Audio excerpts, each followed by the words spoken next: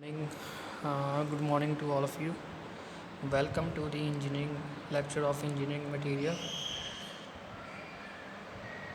My name is Amit Verma from mechanical department.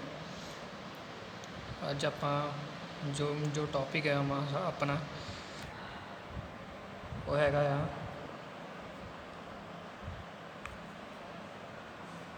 ਫੀਰੀਅਸ material ਦੇ ਬਾਰੇ ਵਿੱਚ। ਠੀਕ ਹੈ, ਸੋ ਫੀਰੀਅਸ ਮਟੀਰੀਅਲ ਕਿਹੜੇ ਹੁੰਦੇ ਆ? ਫੀਰੀਅਸ ਮਟੀਰੀਅਲ ਦੇ ਬਾਰੇ ਹੀ ਅੱਜ ਆਪਾਂ ਗੱਲ ਕਰਾਂਗੇ। ਸੋ ਮੈਂ ਸਮਝਾਇਆ ਸੀਗਾ ਕਿ ਫੀਰੀਅਸ ਮਟੀਰੀਅਲ ਕਿਹੜੇ ਹੁੰਦੇ ਆ ਜਿਹਦੇ ਅੰਦਰ ਮੈਗਨੈਟਿਕ ਪ੍ਰੋਪਰਟੀਜ਼ ਹੁੰਦੀਆਂ ਆ। ਠੀਕ ਹੈ, ਜਿਹਦੇ ਅੰਦਰ ਆਇਰਨ ਦੀ ਜੋ ਕੰਟੈਂਟ ਹੈ, ਆਇਰਨ ਪਾਰਟੀਕਲਸ ਹੈ, ਉਹ ਬਹੁਤ ਜ਼ਿਆਦਾ ਮਾਤਰਾ 'ਚ ਹੁੰਦੇ ਆ। ਠੀਕ ਹੈ, ਪਰਸੈਂਟੇਜ ਦੇ ਵਿੱਚ ਹੁੰਦੇ, ਉਹਨੂੰ ਕਹਿੰਦੇ ਆ ਫੀਰੀਅਸ ਮੈਟਲ। ਠੀਕ ਹੈ,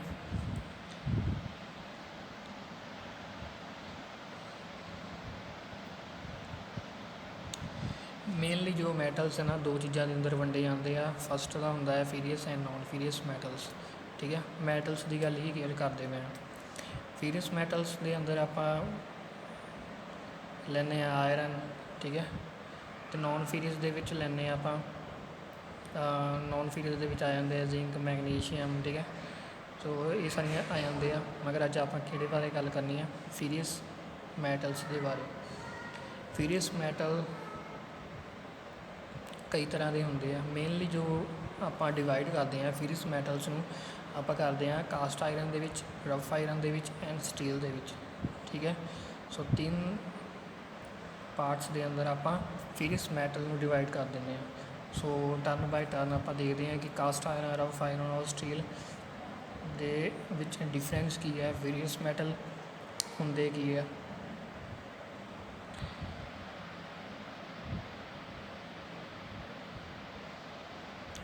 first of all cast iron ਦੀ ਗੱਲ ਕਰਦੇ ਹਾਂ। ਠੀਕ ਹੈ, it is a alloy of iron, carbon and silicone.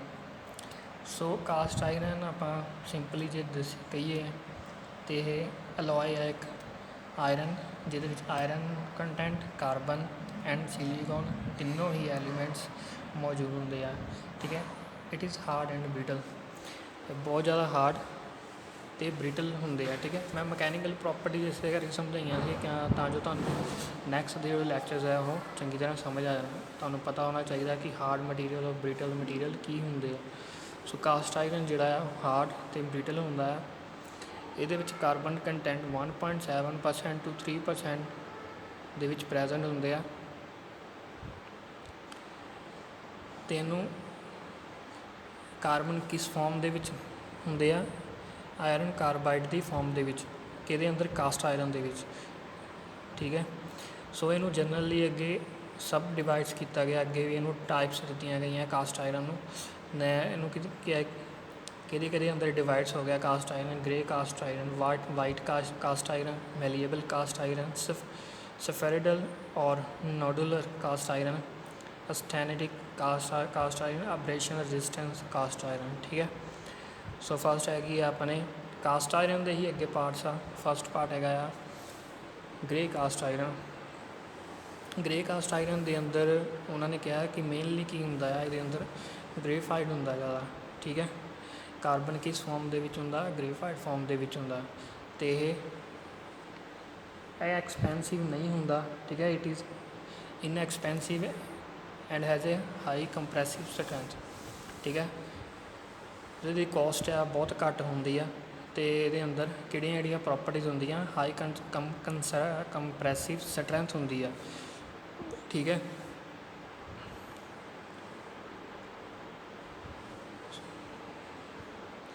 ਗ੍ਰੇਫਾਈਡ is excellent solid lubricant. ਠੀਕ ਹੈ, ਗ੍ਰੇਫਾਈਡ ਇੱਕ ਇੱਦਾਂ ਦਾ ਐਲੀਮੈਂਟ ਆ ਜੋ ਇੱਕ ਸੋਲਿਡ ਲੂਬਰੀਕੈਂਟ ਦੇ ਵਿੱਚ ਫੋਰਮ ਦੇ ਵਿੱਚ ਹੁੰਦਾ ਆ।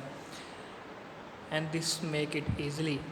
ਗ੍ਰੇਫਾਈਡ ਆਪਾਂ ਕਿੱਥੇ ਦੇਖਦੇ ਹਾਂ? ਆਪਣੇ ਜੋ ਡਰਾਈ ਸੈਲਸ ਆ, ਜੋ ਵਾਚਿਸ ਦੇ ਅੰਦਰ ਆਪਾਂ ਘਰ ਵਿੱਚ ਯੂਜ਼ ਕਰਦੇ ਹਾਂ, ਘੜੀਆਂ ਦੇ ਅੰਦਰ ਯੂਜ਼ ਕੀਤੇ ਜਾਂਦੇ ਸੈੱਲ, ਉਹਦੇ ਅੰਦਰ ਗ੍ਰੇਫਾਈਡ ਮਟੀਰੀਅਲ ਹੁੰਦਾ। ਉਹ ਕਾਰਬਨ ਹੀ ਕਹਿੰਦੇ ਆ ਉਹਨੂੰ, ਪਰ ਉਹ ਕਾਰਬਨ ਕਿਸ ਫੋਰਮ ਦੇ ਵਿੱਚ ਹੁੰਦੀ ਆ? ਗ੍ਰੇਫਾਈਡ ਫੋਰਮ ਦੇ ਵਿੱਚ ਹੁੰਦੀ ਆ। ਸੋ ਇੱਕ ਉਹ ਸੋਲਿਡ ਲੂਬਰੀਕੈਂਟ ਆ। ਠੀਕ ਹੈ, ਗ੍ਰੇਫਾਈਡ। ਸੋ ਅੱਗੇ ਗ੍ਰੇ ਕਾਸਟ ਆਇਰਨ ਦੀ ਗੱਲ ਕਰਦੇ ਪਏ। ਗ੍ਰੇ ਕਾਸਟ ਆਇਰਨ ਈਜ਼ੀਲੀ ਮਸ਼ੀਨੇਬਲ ਹੋ ਜਾਂਦੀ ਹੈ। ਠੀਕ ਹੈ, ਉਸਨੂੰ ਮਸ਼ੀਨਿੰਗ ਕਰਨਾ ठीक है। चाहे उन्होंने सरफेस फिनिशिंग देना, कटिंग करना, जो भी करना, मशीनिंग करना ਉਹਦੇ 'ਤੇ बहुत ईजी ਹੁੰਦਾ ਆ। बट ब्रिटल कहता उन्होंने कि ब्रिटल ਹੁੰਦਾ ਹੈ। ਸਰਫੇਸ ਕੀ ਹੈ ਦਾ ਮਟੀਰੀਅਲ ਕੀ ਹੁੰਦਾ ਹੈ, ਬ੍ਰਿਟਲ। ਸੋ ਕਾਸਟ ਆਇਰਨ ਦੇ ਜੋ ਇੱਕ ਕੋਰਸ ਹੁੰਦੇ ਆ, ਕੋਰਸ ਦੇ ਅੰਦਰ ਹਰ ਮਟੀਰੀਅਲ ਨੂੰ ਦੇਖਿਆ ਜਾਂਦਾ ਆ। ਉਹ ਕੋਰਸ ਦਾ ਤੁਹਾਨੂੰ ਪਤਾ ਹੋਣਾ ਜ਼ਰੂਰੀ ਹੈ। ਜਦੋਂ ਵੀ ਤੁਸੀਂ ਕਿਸੇ ਇੰਡਸਟਰੀ ਦੇ ਵਿੱਚ ਕੰਮ ਕਰਨ ਜਾਓਗੇ ਜਾਂ ਕਿਤੇ ਵੀ ਜਾਓਗੇ, ਤੁਹਾਨੂੰ ਪਤਾ ਹੋਣਾ ਚਾਹੀਦਾ ਹੈ ਕਿ ਕਿਹੜਾ ਮਟੀਰੀਅਲ ਕਿੱਥੇ ਯੂਜ਼ ਕਰਨ ਲੱਗੇ ਹਾਂ ਆਪਾਂ। ਉਸ ਮਟੀਰੀਅਲ ਦੇ ਕਿਹੜਾ ਮਟੀਰੀਅਲ ਦਾ ਕਿਹੜਾ ਕੋਡ ਹੈ। ਜਿੱਦਾਂ ਕਿ ਗ੍ਰੇ ਕਾਸਟ ਆਇਰਨ ਦਾ ਜੋ ਮੇਨਲੀ ਕੋਡਸ ਹੁੰਦੇ ਆ ਉਹ ਹੈਗੇ FG20, FG35, FG35, SI15। ਉਹਨਾਂ ਨੇ ਕਿਹਾ ਦੀ ਨੰਬਰ ਇੰਡੀਕੇਟਸ ਅਲਟੀਮੇਟ ਟੈਂਸਾਈਲ ਸਟਰੈਂਥ ਇਨ ਮੈਗਾ ਪਾਸਕਲ। ਜੋ ਇਹ ਨੰਬਰਸ ਇੰਡੀਕੇਟ ਕਰਦੇ ਆ ਆਪਾਂ ਨੂੰ ਮਟੀਰੀਅਲ ਦੇ ਅੰਦਰ ਪ੍ਰੋਪਰਟੀਜ਼ ਹੁੰਦੀਆਂ ਕਿ ਇਹਦੇ ਅੰਦਰ ਟੈਂਸਾਈਲ ਸਟਰੈਂਥ ਬਹੁਤ ਜ਼ਿਆਦਾ ਹੁੰਦੀ ਹੈ, ਠੀਕ ਹੈ। ਨੈਕਸਟ ਹੈਗਾ white cast iron.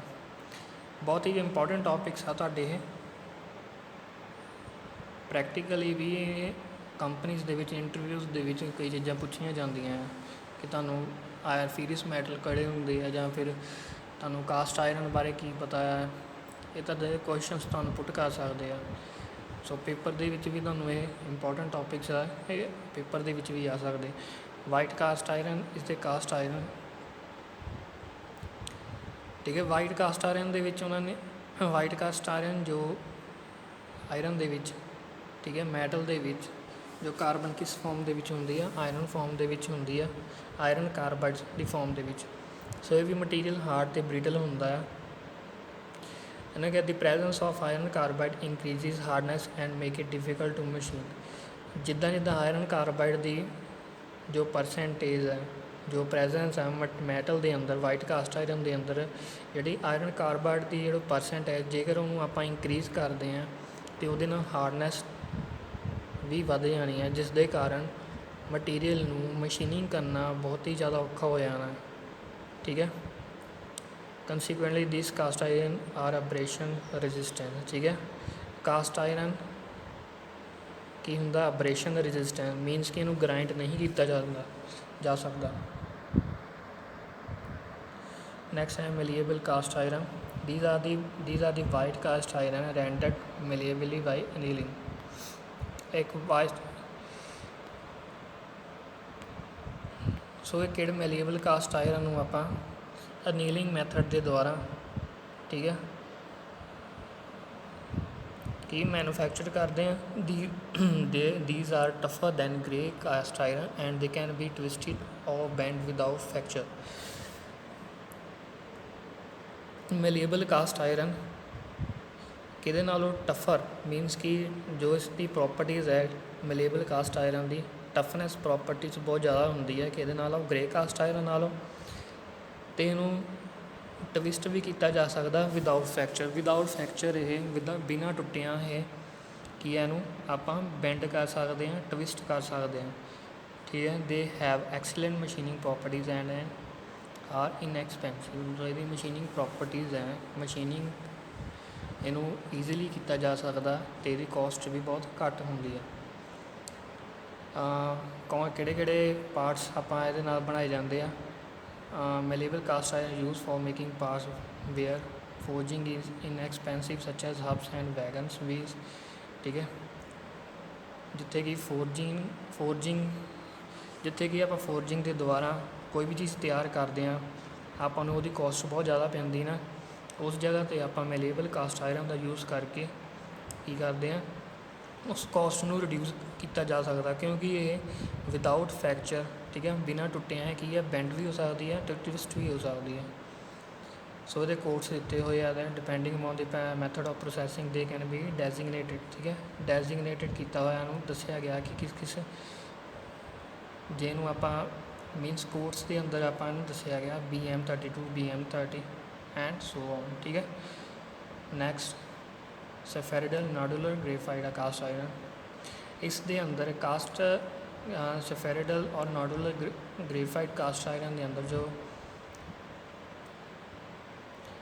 Caste iron graphite ਕਿਸ ਫਾਰਮ ਦੇ ਵਿੱਚ ਹੁੰਦਾ, ਸਫੇਅਰ ਔਰ ਨਾਡਿਊਲਸ ਦੇ ਵਿੱਚ, ਠੀਕ ਹੈ। ਉਹਦੇ ਪਾਰਟੀਕਲਸ ਕਿਸ ਫਾਰਮ ਦੇ ਵਿੱਚ ਹੁੰਦੇ, ਸਫੇਅਰ ਔਰ ਨਾਡਿਊਲਸ।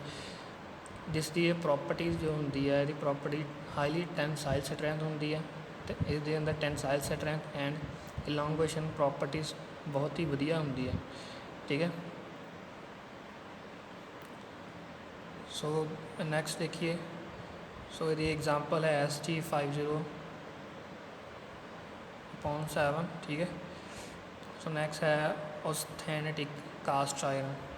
Depending on the form of graphite present, these cast iron can be classified broadly under two headings। Graphite the form, graphite किस फॉर्म के अंदर आपां नूं मिलता है, ठीक है। इस दे विच आपां इहनूं क्लासीफाइड उस तरह ही करांगे इहनूं, ठीक है, जिस तरह अपने को ग्रेफाइट मौजूद है इस दे अंदर। These are the alloy of iron and they can small percentage of silicon, manganese, sulphur and phosphorus, ठीक है। एक इदां दा अलॉय है जिस दे अंदर कास्ट आयरन एंड दे अदर परसेंटेज किहड़ियां हुंदियां, अदर एलीमेंट्स इहदे अंदर किहड़े प्रेजेंट हुंदे आ, silicon, manganese, sulphur, phosphorus and extra, ठीक है।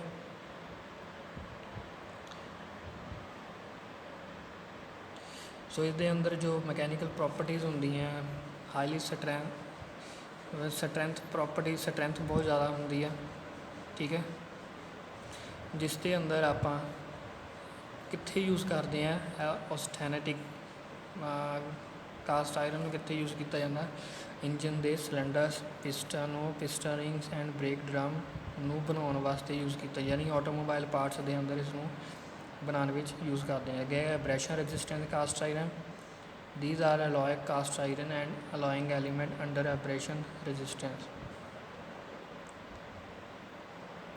एब्रेशन रेजिस्टेंस तो आप सीधी आप इतों क्लीयर करते हैं कि कास्ट आयरन ये इदां दा कास्ट आयरन आ जिस दे अंदर जो प्रॉपर्टीज़ होंदियां जो कि एब्रेशन मटीरियल दे एब्रेशन होण नूं रजिस्ट करता है ये मटीरियल, ठीक है। मशीन, ठीक है। एब्रेशन मीनस कि रगड़ना, ठीक है। उस जो जो आप किसी मटीरियल नूं रगड़ते हैं वो अंदर मटीरियल रिमूव होता है। सो ये cast iron abrasion resistance cast iron उस चीज़ नूं रोकदा, ठीक है, रजिस्ट करता है। नैक्सट है रफ आयरन, ठीक है। रफ आयरन नैक्सट पार्ट है, ठीक है। कास्ट आयरन अपना खत्म हो गया, रफ आयरन की गल ते आते हैं। This is very pure iron where the iron content of the और ऑफ 99.5%। सो ये प्योर आयरन फॉर्म है जो 99% आयरन मिलता है ये, ठीक है।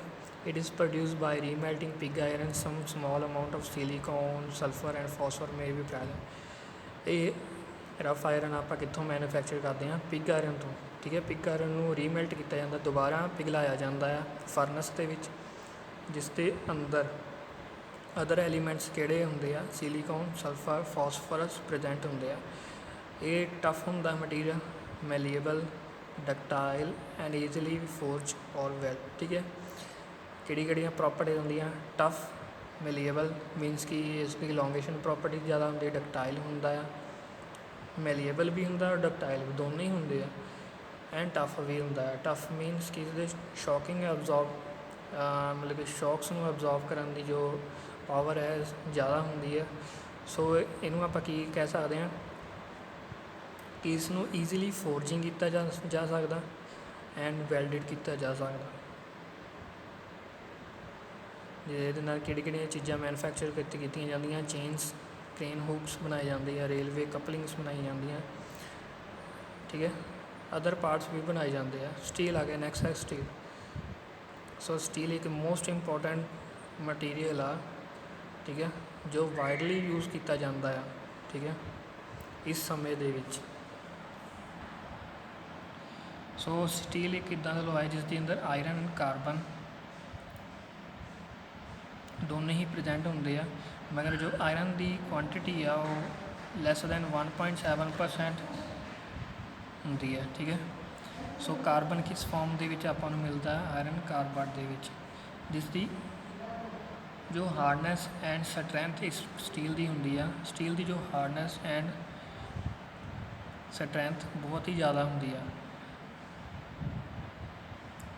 ਦੋ ਮੇਨ ਕੈਟਾਗਰੀਜ਼ ਆ ਇਸ ਦੀਆਂ। ਪਹਿਲੀ ਫਸਟ ਕੈਟਾਗਰੀ ਹੈ ਪਲੇਨ ਕਾਸਟ ਆਇਰਨ ਸਟੀਲ ਦੀ। ਠੀਕ ਹੈ, ਨੈਕਸਟ ਹੈ alloy steel. Plain carbon steel ਨੂੰ ਕਲਾਸੀਫਾਈਡ ਕਰਦੇ ਆ ਅੱਗੇ ਕਿ ਇਹਦੇ ਅੰਦਰ ਕਿੰਨੀ ਕਾਰਬਨ ਪਰਸੈਂਟੇਜ ਮੌਜੂਦ ਆ, ਉਸੇ ਤਰੀਕੇ ਨਾਲ ਹੀ ਇਸ ਨੂੰ ਆਪਾਂ ਲੈਂਦੇ ਆ। ਸੋ ਇਹਦੇ ਅੰਦਰ ਆਪਾਂ ਕਾਰਬਨ ਪਰਸੈਂਟੇਜ ਨੂੰ ਮੈਜ਼ਰ ਕੀਤਾ ਜਾਂਦਾ ਹੈ, ਕਿੰਨੇ ਪਰਸੈਂਟ ਦੇ ਵਿੱਚ ਕਾਰਬਨ ਇਸ ਦੇ ਅੰਦਰ ਮੌਜੂਦ ਆ।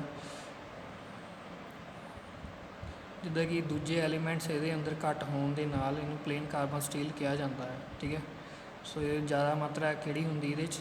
ਕਾਰਬਨ ਦੀ। ਸੋ ਇਹਨੂੰ ਡੈਜ਼ਿਗਨੇਟ, ਕਿਉਂਕਿ ਇਹ ਕੰਪਨੀਜ਼ ਦੇ ਵਿੱਚ ਅੱਜ ਕੱਲ੍ਹ ਜੋ ਸਟੀਲ ਯੂਜ਼ ਹੁੰਦੀ ਪਈ ਆ ਕੰਪਨੀਜ਼ ਦੇ ਵਿੱਚ, ਉਹ ਹੁੰਦੀ ਪਈ C01 C14। ਠੀਕ ਹੈ, C45 C70। ਠੀਕ ਹੈ, ਜਿਸ ਦੀ ਜੋ ਚੀਪ, ਕਿਉਂਕਿ ਇਹ ਜਿਹੀ ਸਟੀਲ ਹੁੰਦੀ ਹੈ, ਇਹ ਬਹੁਤ ਜ਼ਿਆਦਾ ਸਸਤੀ ਮਿਲਦੀ ਹੈ ਬਾਕੀ ਸਟੀਲ ਦੇ ਮੁਕਾਬਲੇ। ਸੋ ਜ਼ਿਆਦਾ ਮਾਤਰਾ 'ਚ C01 C14 C045 C70 industries ਦੇ ਅੰਦਰ ਆਪਾਂ ਯੂਜ਼ ਕਰਦੇ ਹਾਂ। ਨੈਕਸਟ ਹੈ alloy steel. These are the steel in which element other carbon are added in sufficient quantity to impart desired properties such as wear resistance, corrosion resistance, electrical magnetic properties। So alloy steel ਇੱਦਾਂ ਦੀ steel ਆ ਜਿਸ ਦੇ ਅੰਦਰ carbon content, carbon element ਦੇ ਨਾਲ ਨਾਲ other elements ਦੀ quantities ਨੂੰ ਵੀ ਆਪਾਂ ਜੋੜਦੇ ਹਾਂ। ਠੀਕ ਹੈ, ਇਕੁਅਲੀ ਲੈਂਦੇ ਹਾਂ, ਕਿਉਂਕਿ ਆਪਾਂ ਨੂੰ ਇੱਕ ਆਪਣੇ ਮੁਤਾਬਿਕ ਜੇਕਰ ਪ੍ਰੋਪਰਟੀਜ਼ ਚਾਹੀਦੀਆਂ ਜਿਸ ਦੇ ਅੰਦਰ ਕਰੋਜ਼ਨ, ਜੰਗਾਲ ਤੋਂ ਜੇਕਰ ਬਚਣਾ ਹੈ, ਠੀਕ ਹੈ, ਟੁੱਟਣ ਤੋਂ ਬਚਣਾ ਹੈ, ਠੀਕ ਹੈ, ਜਿਸ ਦੇ ਅੰਦਰ ਮੈਗਨੈਟਿਕ ਪ੍ਰੋਪਰਟੀਜ਼ ਵੀ ਹੋਣਾ ਚਾਹੀਦਾ, ਇਲੈਕਟ੍ਰੀਕਲ ਪ੍ਰੋਪਰਟੀਜ਼ ਵੀ ਹੋਣੀਆਂ ਚਾਹੀਦੀਆਂ, ਤਾਂ ਉਹਨੂੰ ਆਪਾਂ ਆਪਣੇ ਹੀ ਹਿਸਾਬ ਨਾਲ ਡਿਜ਼ਾਈਨ ਕੀਤਾ ਜਾਂਦਾ ਆ ਸਟੀਲ ਨੂੰ। ਠੀਕ ਹੈ, ਵੱਖਰੇ ਵੱਖਰੇ ਐਲੀਮੈਂਟਸ ਨੂੰ ਜੋੜ ਕੇ, ਠੀਕ ਹੈ, ਅਲੋਏ ਸਟੀਲ ਬਣਦਾ ਹੈ। ਠੀਕ ਹੈ, ਇਸ ਦੇ ਅੰਦਰ ਇਕੱਲੀ ਕਾਰਬਨ ਦੀ ਹੀ ਮਾਤਰਾ ਨਹੀਂ ਜ਼ਿਆਦਾ ਹੁੰਦੀ, ਇਹਦੇ ਅੰਦਰ ਜਿਹੜੀਆਂ ਬਾਕੀ ਐਲੀਮੈਂਟਸ ਆ, ਮੈਗਨੀਸ਼ੀਅਮ, ਕ੍ਰੋਮੀਅਮ, ਸਿਲੀਕੌਨ, ਠੀਕ ਹੈ, ਮੈਗਨੀਸ਼, ਸੋ ਇਹ ਵੀ ਐਲੀਮੈਂਟਸ ਇਹਦੇ ਅੰਦਰ ਮੌਜੂਦ ਹੁੰਦੇ ਆ। ਸ਼ੈਫ ਅਲੋਇੰਗ ਐਲੀਮੈਂਟਸ ਐਡਿਡ ਆ ਯੂਜ਼ਲੀ ਨਿਕਲ। ਠੀਕ ਹੈ, ਨਿਕਲ ਨੂੰ ਐਡ ਕੀਤਾ ਜਾਂਦਾ ਸਟਰੈਂਥ ਨੂੰ ਦੇਣ ਲਈ, ਸਟਰੈਂਥ ਵਧਾਉਣ ਲਈ, ਟਫਨੈਸ ਨੂੰ ਵਧਾਉਣ ਲਈ। Chromium for hardness, chromium mix ਕੀਤਾ ਜਾਂਦਾ ਹਾਰਡਨੈਸ ਨੂੰ ਇਨਕਰੀਜ਼ ਕਰਨ ਲਈ, ਸਟਰੈਂਥ ਨੂੰ ਇਨਕਰੀਜ਼ ਕਰਨ ਲਈ। ਟੰਗਸਟਨ ਐਲੀਮੈਂਟ ਯੂਜ਼ ਕੀਤਾ ਹਾਰਡਨੈਸ ਅਤੇ ਐਲੀਮੈਂਟ ਟੈਂਪਰੇਚਰ, ਮੀਨਸ ਕਿ ਹਾਈ ਟੈਂਪਰੇਚਰ ਉੱਤੇ। ਨੈਕਸਟ ਹੈ vanadium for tensile strength, magnesium for high strength in hot rod and heat treatment condition, silicon for high elastic limit. ठीक है, different आप elements use करते हैं, ਵੱਖਰੀ ਵੱਖਰੀ प्रॉपर्टीज़ ਨੂੰ एनहांस करने के लिए, इनहांस मीनस इंक्रीज़ करने ਲਈ, ठीक है, ਵਧਾਉਣ ਲਈ, ਵੱਖਰੀ ਵੱਖਰੀ प्रॉपर्टीज़ ਨੂੰ ਵਧਾਉਣ ਲਈ ਆਪਾਂ ਕਿਹੜੇ ਵੱਖਰੇ ਵੱਖਰੇ ਐਲੀਮੈਂਟਸ ਨੂੰ ਜੋੜ ਕੇ ਅਲੋਏ ਸਟੀਲ ਨੂੰ ਬਣਾਉਂਦੇ ਹਾਂ ਆਪਾਂ। ਠੀਕ ਹੈ,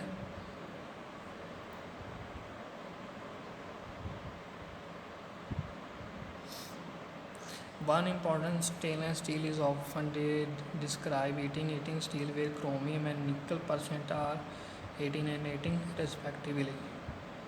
ਜੋ ਸਟੇਨਲੈਸ ਸਟੀਲ ਆਪਾਂ ਯੂਜ਼ ਕਰਦੇ ਹਾਂ ਘਰ ਦੇ ਅੰਦਰ ਯੂਟੈਂਸਿਲਸ ਹੁੰਦੇ ਆ, ਉਸ ਦੇ ਅੰਦਰ ਕ੍ਰੋਮੀਅਮ ਐਂਡ ਨਿਕਲ ਪਰਸੈਂਟ ਜਿਹੜੀ ਹੁੰਦੀ ਆ 18 to 8% ਹੁੰਦੀ ਹੈ। ਠੀਕ ਹੈ,